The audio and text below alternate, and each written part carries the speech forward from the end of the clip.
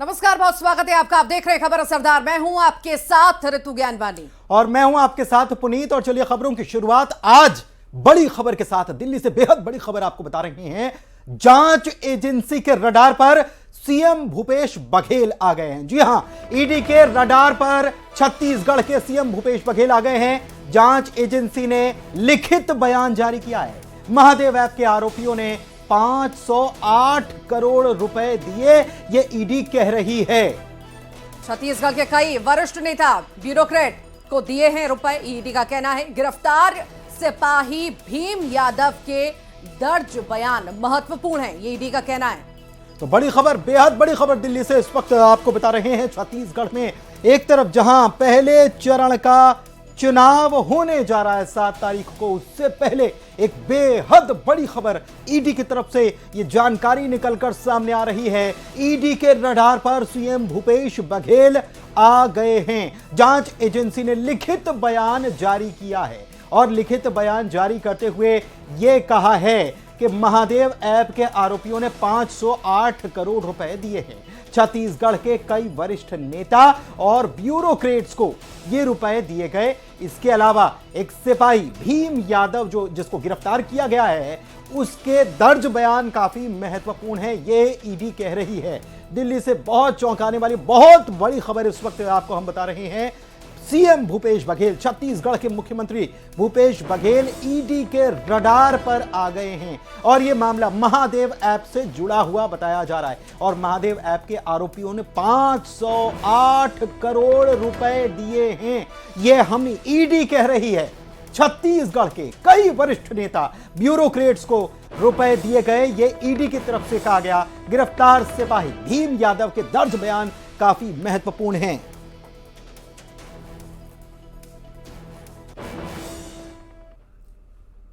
और इसी बीच एक और बड़ी खबर रायपुर से आपको बताएं। भिलाई से पुलिस आरक्षक भीम सिंह यादव को ईडी ने गिरफ्तार कर लिया है। महादेव सट्टा मामले में चार्जशीट में नाम समेत दुबई में हुई सक्सेस पार्टी में शामिल हुआ था। भीम सिंह के अलावा ईडी ने ड्राइवर आसिम दास को भी गिरफ्तार किया। आसिम के घर से कल ईडी ने करोड़ों रुपए नकदी भी बरामद किया था। ईडी ने दोनों को कोर्ट में पेश किया और कोर्ट ने दोनों को 10 नवंबर तक ईडी की रिमांड पर भेज दिया। और इसी मामले को लेकर अब ईडी की तरफ से कहा जा रहा है कि भीम सिंह जो है उसके बयान बेहद महत्वपूर्ण हैं। ये आपको बता दें कि 2 लोगों को गिरफ्तार किया गया। ईडी ने इन लोगों को गिरफ्तार किया था, जिसमें पुलिस आरक्षक भीम सिंह यादव का भी नाम है। और भीम सिंह यादव जो है महादेव सट्टा मामले में चार्जशीट में इसका नाम है। इसके अलावा दुबई में जो सक्सेस पार्टी ऑर्गेनाइज की गई थी, बहुत शानदार पार्टी, इसमें भी ये भीम सिंह यादव नाम का पुलिसकर्मी जो है शामिल हुआ था। इसके अलावा ईडी ने ड्राइवर आसिम दास को भी गिरफ्तार किया है। आसिम के घर से कल ईडी ने करोड़ों रुपए की नकदी भी बरामद की थी। और ईडी ने दोनों को अब कोर्ट में जब पेश किया तो कोर्ट ने दोनों को 10 नवंबर तक की रिमांड पर ईडी को सौंप दिया है। तो ये और चौंकाने वाला ये मामला है। इन्वेस्टिगेशन के दौरान कि इसने करीब 3 यात्राएं की हैं दुबई की, और दुबई की इन 3 यात्राओं में कम से कम 2 यात्राओं में जा कर के जो महादेव ऐप के जो किंग पिन हैं, जो सौरभ चंद्राकर और रवि उपल, इन लोगों से मिला है। और इन्वेस्टिगेशन में ये भी अभी प्रयास किया जा रहा है टटोलने का कि इसके दुबई जाने की जो बुकिंग है, जो हमारे प्राइमरी इन्वेस्टिगेशन में दिख रहा है, वो दिख रहा है कि बुकिंग भी जो कराई थी वो किंग पिन लोगों ने ही कराई थी। तो और वो पैसा जो आया है, वो इन्वेस्टिगेशन में ये पता पड़ा है कि वो पैसा अभी इलेक्शन का समय है और इलेक्शन के समय में पॉलिटिकल मास्टर्स को और पॉलिटिकल पार्टीज़ को डिस्ट्रीब्यूट हो रहा था और डिस्ट्रीब्यूशन के लिए ही लाया गया था। तो संदर्भ में हमने माननीय न्यायालय से 14 दिन की रिमांड की मांग की थी, कस्टोडियल रिमांड की मांग की थी। और दोनों पक्षों के तर्कों को श्रवण करने के पश्चात माननीय न्यायालय ने हमें 7 दिन की कस्टोडियल रिमांड दोनों एक्यूज पर्सन की ग्रांट की है। और उनको हमें 10 तारीख को, 10 नवंबर को दोपहर 12 बजे यहाँ प्रस्तुत करने का आदेश दिया है। और इस वक्त हमारे संवाददाता शंकर आनंद दिल्ली से फोन लाइन पर जुड़े हुए हैं, उनसे बात करते हैं। शंकर, बेहद चौंकाने वाला ये मामला और ईडी की तरफ से अब बिल्कुल कहा जा रहा है कि उनके रडार पर सीएम भूपेश बघेल आ गए हैं और ये पूरा मामला महादेव सट्टा ऐप से जुड़ा हुआ, पूरी जानकारी बताएं। निश्चित तौर पर देखिए कहा जा सकता है केंद्रीय जांच एजेंसी ईडी के द्वारा जिस तरह से कार्रवाई की गई है, इस मामले में पहली बार मुख्यमंत्री भूपेश बघेल का नाम औपचारिक तौर पर लिया गया है और लिखित तौर पर एक बयान जारी किया गया है, जिसमें कि पैसे के तकरीबन 508 करोड़ रुपए के बारे में जिक्र किया गया है। लेकिन इस मामले में इन्वेस्टिगेशन का दायरा अभी आगे खुला हुआ है। इस मामले में इन्वेस्टिगेशन लगातार चल रही है और किस आधार पर मुख्यमंत्री भूपेश बघेल का नाम लिया गया है, तो उस मामले में भी एक लिखित तौर पे बयान जारी किया गया है। और कहा जा सकता है कि महादेव ऐप के बारे में जिस तरह से कुछ समय पहले खुलासा हुआ था, यहाँ तक कि कल भी इस मामले पर न्यूज 18 ने सबसे पहले खबर ब्रेक किया था कि किस तरह से वहां पर छत्तीसगढ़ में वहां पर कुछ पैसे प्राप्त हुए और उस पैसे के बारे में जब पूछताछ की गई तो उसका पॉलिटिकल कनेक्शन निकल के सामने आया था। और उस मामले में जो ड्राइवर का बयान है वो बेहद महत्वपूर्ण था। इसके साथ ही इस मामले में इस बात को भी जांच एजेंसी के द्वारा बताया गया कि वो पैसे का जो कनेक्शन है विदेश से है, विदेश यूएई से वो पैसा करोड़ रुपए वो आए थे। तो एक तरह से कहा जा सकता है कि इस मामले में जिस तरह से अब छत्तीसगढ़ में चुनावी वक्त चल रहा है, चुनावी कार्यक्रम चल रहे हैं, लेकिन जिस तरह से ईडी के द्वारा ये आरोप लगाया गया है, ईडी के द्वारा जो बयान लिखित तौर पर जारी किया गया है, ये अपने आप में बहुत बड़ा एक बयान है, बहुत बड़ी एक कहा जा सकता है कि एक एक्शन लिया गया है। और जिस तरह से इस मामले में कई राजनेता और इसके साथ साथ कई ब्यूरोक्रेट्स का जो नाम के बारे में जो जिक्र किया जा रहा है, कहा जा सकता है कि आने वाले वक्त में कई लोगों की मुश्किलें बढ़ सकती हैं। बहुत शुक्रिया आपका इस जानकारी के लिए शंकर। और चलिए अब आगे बढ़ते हैं। वक्त तो चला है खबरों को विस्तार से देखने का। हमास के साथ इजराइल का युद्ध दिन पर दिन और भीषण होता जा रहा है। हर दिन इसकी कीमत न सिर्फ हमास के आतंकियों बल्कि गाजा के आम लोगों को भी चुकानी पड़ रही है। और ऐसे में हमास जल्द से जल्द इस युद्ध से निकलना चाहता है और इसके लिए वो हर दिन कोई न कोई हथकंडा अपना रहा है, लेकिन इजराइल है कि मानता ही नहीं।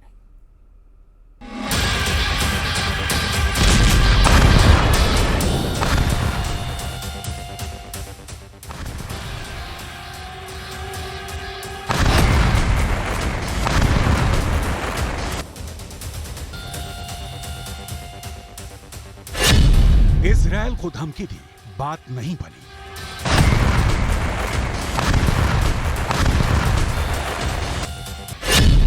कुछ बंधकों को रिहा भी किया, बात नहीं बनी।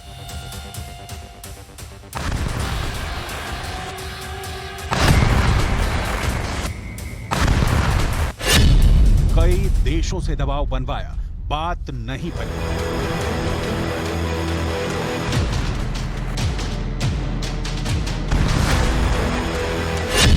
साथ ही संगठनों से हमला करवाया, बात नहीं बनी।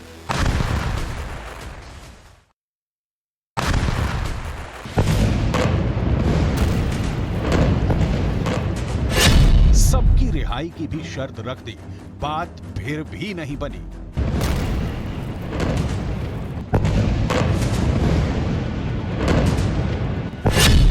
अब हमास ने दे दी है इमोशनल धमकी। सवाल फिर वही है, क्या बनेगी बात?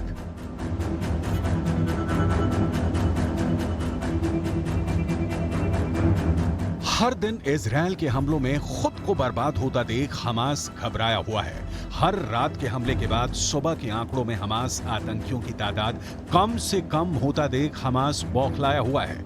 वो इजराइल को लगातार सब कुछ बर्बाद करने की धमकी दे रहा है। वो इजराइल को फिर से 7 अक्टूबर जैसे कई हमलों की भी धमकी दे रहा है। लेकिन हमास को खत्म करने की कसम खा बैठे इजराइल को मानो ना कुछ सुनाई दे रहा है, ना कुछ दिखाई दे रहा है, बल्कि हर धमकी के बाद इजराइल का हमला और तेज होता जा रहा है। ऐसे में अब हमास ने एक नया दांव खेला है, इमोशनल धमकी वाला दांव।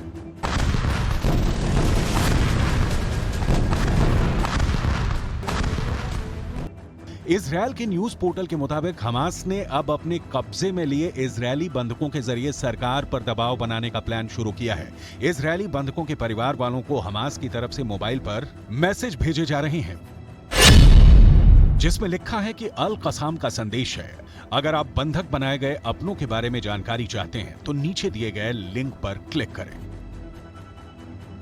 जाहिर है हर कोई बंधक बनाए गए अपनों के बारे में जानकारी के लिए परेशान है और उसका हाल जानने को बेताब है। ऐसे में हर कोई इस लिंक को क्लिक कर रहा है और क्लिक करने के बाद स्क्रीन पर एक और संदेश दिखाई पड़ता है जिसमें हमास की सैन्य शाखा के नाम के साथ लिखा है कि हमने आपकी सरकार को कैदियों की अदला बदली की पेशकश की है, लेकिन आपकी सरकार की तरफ से इसे नामंजूर कर दिया गया।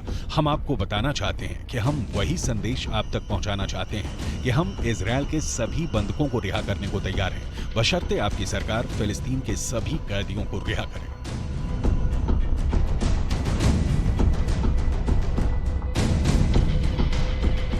हमास का यह संदेश ना सिर्फ बंधक बनाए गए लोगों के परिवार तक पहुंचाया जा रहा है, बल्कि आम इजरायली लोगों तक भी इस मैसेज को पहुंचाने की कोशिश की जा रही है। मकसद साफ है, किसी भी तरह से युद्ध से बाहर निकलना। हमास जानता है कि बंधकों की रिहाई को लेकर इजरायल के आम लोगों में गुस्सा है और बंधकों के परिवार हर दिन सरकार के खिलाफ प्रदर्शन करके दबाव बना रहे हैं। हमास अब इसी विरोध का फायदा उठाना चाहता है और लोगों को भेजे जा रहे इस मैसेज को वो बड़े मौके के रूप में देख रहा है।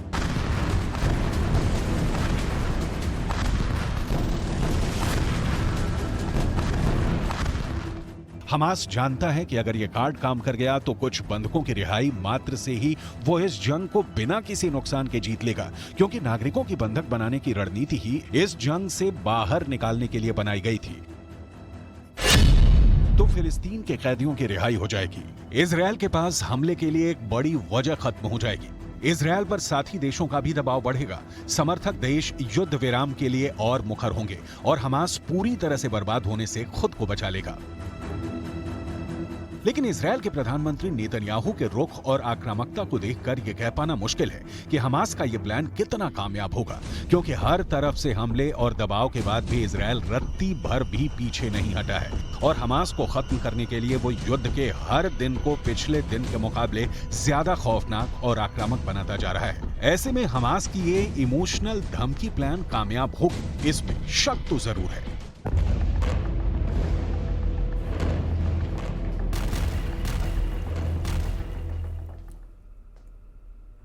आखिरकार छत्तीसगढ़ के गढ़ को फतह करने के लिए बीजेपी ने अपना ब्रह्मास्त्र चल ही दिया। बीजेपी के चाणक्य और देश के गृह मंत्री अमित शाह ने राजधानी रायपुर के बीजेपी दफ्तर से 2023 के चुनाव को जीतने वाला संकल्प पत्र जारी कर दिया और इसमें कई वादे हैं, किसानों से लेकर युवाओं तक, बुजुर्गों से लेकर महिलाओं तक को साधने की कोशिश है और इसका नाम दिया गया है छत्तीसगढ़ को मोदी की गारंटी। देखिए जरा। औ नहीं सही बो, बदल के रही बो। छत्तीसगढ़ विधानसभा चुनाव के लिए नारा देने वाली बीजेपी अब संकल्प पत्र के जरिए छत्तीसगढ़ को मोदी की गारंटी भी दे रही है। रायपुर के एकात्म परिसर स्थित अपने दफ्तर में बीजेपी के चाणक्य और गृह मंत्री अमित शाह ने पार्टी का घोषणा पत्र जारी कर दिया, जिसे मोदी की गारंटी नाम दिया गया है और टैग लाइन है, भाजपा ने बनाया है, भाजपा ही संवारेगी। खास बात यह भी कि संकल्प पत्र में बीजेपी ने प्रभु श्री राम की सुंदर तस्वीर के साथ लिखा है, श्री अटल बिहारी वाजपेयी जी को समर्पित। संकल्प पत्र में बीजेपी ने किसानों से लेकर युवाओं तक और महिलाओं से लेकर बुजुर्गों तक के लिए एक से बढ़कर एक वादे किए हैं। आइए एक नजर संकल्प पत्र की उन 10 बड़ी बातों पर जिन्हें मोदी की गारंटी बताया गया है। 21 क्विंटल प्रति एकड़ धान 3100 रुपये के मूल्य से हम खरीदते हैं। 12,000 रुपया सालाना हर विवाहित महिला को देने का भारतीय जनता पार्टी निर्णय है। हम प्रत्येक परिवार को 5 लाख की योजना तो देंगे ही देंगे, इसके साथ साथ 10 लाख तक का पूरा जिसको जरूर पड़ेगी इसका उपचार, 1 लाख खाली पदों को सिर्फ 2 साल के अंदर समयबद्ध टाइम टेबल तय कर हम इसकी भर्ती करेंगे। छत्तीसगढ़ सरकार 500 रुपये में गैस का सिलेंडर देने की भी घोषणा करती है। जो युवा एक सीमा मर्यादा में नया उद्योग डालेंगे, इसको 50% सब्सिडी के साथ ब्याजमुक्त कार्यशील मूडी का भुगतान करेंगे। 18 लाख प्रधानमंत्री आवास योजना के घर बनाएंगे। 50,000 रुपया उनको वयस्क होने पर मिले, इस प्रकार की हम रानी दुर्गावती योजना लेकर आएंगे। हर लोकसभा क्षेत्र में IIT की तर्ज पर CIT Chhattisgarh institute of technology और हर संभाग में सिम्स रामलला दर्शन योजना भी हम लेकर आएंगे। इन 10 बड़े वादों के अलावा भी बीजेपी ने कई लोक लुभावन वादे अपने संकल्प पत्र में किए हैं, लेकिन इससे पहले अमित शाह ने कांग्रेस की सरकार पर चुन चुन कर हमले भी बोले। 5 साल तक सरकारी पदों पर भर्तियों में करप्शन नहीं हो पाया, इसलिए भर्तियां रोक दी। जब तक उनकी उगाही नहीं होती है, भर्ती नहीं करते। वहीं जैसे ही बीजेपी ने अपना संकल्प पत्र जारी किया, कांग्रेस हमलावर हो उठी। सीएम भूपेश बघेल ने बीजेपी को धान खरीदी के संकल्प पर घेरा तो खाद्य मंत्री अमरजीत भगत ने इसे अविश्वसनीय बताया, जबकि कांग्रेस संचार प्रमुख सुशील आनंद शुक्ल ने कई घोषणाओं को कांग्रेस की नकल बताते हुए इसे कपट पत्र बता दिया। समर्थन मूल्य से 1 रुपये ज्यादा नहीं देने की बात उन्होंने कही। वो जो आदेश है क्या निरस्त कर दी भारतीय जनता पार्टी सरकार ने? भाजपा का जो घोषणा पत्र है वो अविश्वसनीय है। आज भारतीय जनता पार्टी ने एक बार फिर से अपना कपट पत्र जारी किया है। जैसे जैसे चुनाव का वक्त करीब आता जा रहा है, वैसे वैसे दल एक दूसरे पर हमलावर होने के साथ ही वादे और दावों की झड़ी लगाने लगे हैं। हालांकि अभी तक कांग्रेस ने भले ही घोषणा पत्र के रूप में अपने पत्ते नहीं खोले, लेकिन वो जातिगत जनगणना, KG to PG मुफ्त शिक्षा, किसान कर्ज माफी और सिलेंडर के दाम में 500 रुपए की सब्सिडी समेत कुल 17 वादे करने की बात कह रही है। देखना होगा जनता किसके वादों पर अपने मत की मुहर लगाती है। Bureau report, news 18 Madhya Pradesh, Chhattisgarh. इंडी गठबंधन के 26 दलों की एकमात्र कोशिश मोदी को हराने की है, लेकिन इस कोशिश का सियासी करिश्मा देखिए। वहीं दल अब कांग्रेस के खिलाफ ही इंतकाम का पैगाम देने लगे हैं। दरअसल मध्य प्रदेश के विधानसभा चुनाव में कांग्रेस से गठबंधन नहीं होने के बाद अब सहयोगी दल समाजवादी पार्टी, JDU और आम आदमी पार्टी करीब करीब 92 सीटों पर अलग अलग चुनाव लड़ रहे हैं, जो कांग्रेस के लिए किसी चुनौती से कम नहीं।